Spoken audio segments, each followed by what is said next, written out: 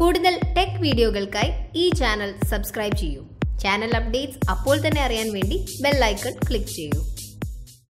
Hi all, welcome to tech Malayalam. Tech മലയാളത്തിൽ ഇന്ന് ഞങ്ങൾ വന്നിട്ടുള്ളത് മെസ്സഞ്ചറിനെ കുറിച്ചുള്ള കുറച്ച് ഡീറ്റെയിൽസ് പറഞ്ഞുതരാൻ വേണ്ടിയിട്ടാണ്.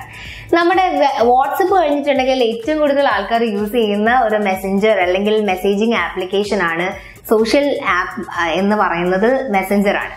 മെസ്സഞ്ചറിന്റെ സ്വീകാര്യത പ്രത്യേകം പറയേണ്ട കാര്യമില്ല, കാരണം അത് വളരെ എളുപ്പം ഉപയോഗിക്കാം, അതുപോലെ കുറച്ച് MB മതി എന്ന് കുറേ സ്പെഷ്യാലിറ്റീസ് ഉണ്ട്. ഓക്കെ, മെസ്സഞ്ചറിൽ പുതിയതായിട്ട് കുറച്ച് മാറ്റങ്ങൾ വരാൻ വേണ്ടി പോകുന്നു, അല്ലെങ്കിൽ കുറച്ച് അപ്ഡേറ്റ്സ് കാര്യങ്ങൾ വരുന്നുണ്ട്. അതിനെ കുറിച്ചിട്ടാണ് ഇനി പറയാൻ പോണത്.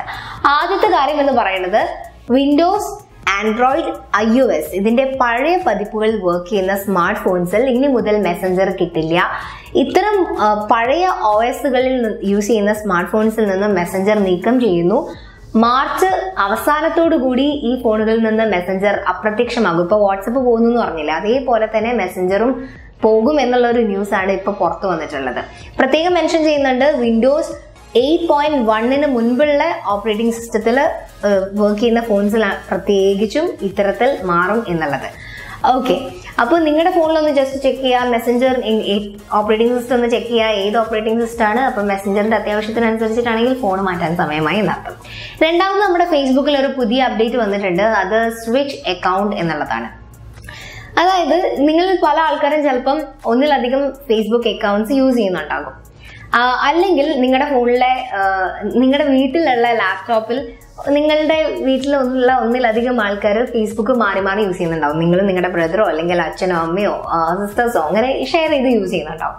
അപ്പോൾ അങ്ങനെ ചെയ്യുന്ന സമയത്ത് സൈൻ ഔട്ട് ചെയ്ത് പിന്നെ രണ്ടാമത് ഓപ്പൺ ചെയ്യുന്നുള്ള ആ ഒരു ബുദ്ധിമുട്ട് ഒഴിവാക്കിക്കൊണ്ട് ജിമെയിലൊക്കെ ചെയ്യുന്ന പോലെ സ്വിച്ച് അക്കൗണ്ട് എന്നുള്ളൊരു ഓപ്ഷൻ ഫേസ്ബുക്കിൽ വന്നിട്ടുണ്ട്. FB സെർച്ച് ബാറിലുള്ള ഐക്കണിൽ ക്ലിക്ക് ചെയ്തിട്ട് അക്കൗണ്ട് ആഡ് ചെയ്താൽ മതി. ഇങ്ങനെ നമുക്ക് 10 അക്കൗണ്ട്സ് വരെ സ്വിച്ച് അക്കൗണ്ട്സിന്റെ ഒപ്പം ആഡ് ചെയ്യാൻ സാധിക്കും. പുതിയൊരു ആപ്പിനെയും കൂടി പരിചയപ്പെടുത്താൻ ഞങ്ങൾ ഉദ്ദേശിക്കുന്നുണ്ട്. അത് FB at Workplace എന്നുള്ള ഒരു ആപ്പാണ്. അതായത് വീഡിയോ കോൾസ് അങ്ങനെയുള്ള കാര്യങ്ങളൊക്കെ നമുക്ക് ചെയ്യാൻ വേണ്ടി സാധിക്കും. വർക്ക് പ്ലേസിൽ കുറച്ചുകൂടി അനായാസകരമായിട്ട് നമ്മുടെ മെസ്സേജസ് കൈമാറാനും ഒക്കെ സഹായിക്കുന്ന ഒരു ആപ്ലിക്കേഷൻ ആണ് FB at Workplace എന്നത്. Group video chat, screen sharing ഒക്കെയുള്ള ഒരു ആപ്പാണിത്. ആൻഡ്രോയിഡ്, iOS, PC, Mac ഇതിലൊക്കെ തന്നെ ഉപയോഗിക്കാനും സാധിക്കും. മെസ്സേജ് റിയാക്ഷൻസ്, മെൻഷൻ തുടങ്ങിയ സവിശേഷതകളും ഈ ആപ്പിലുണ്ട്. ജിഫ് അയക്കാം.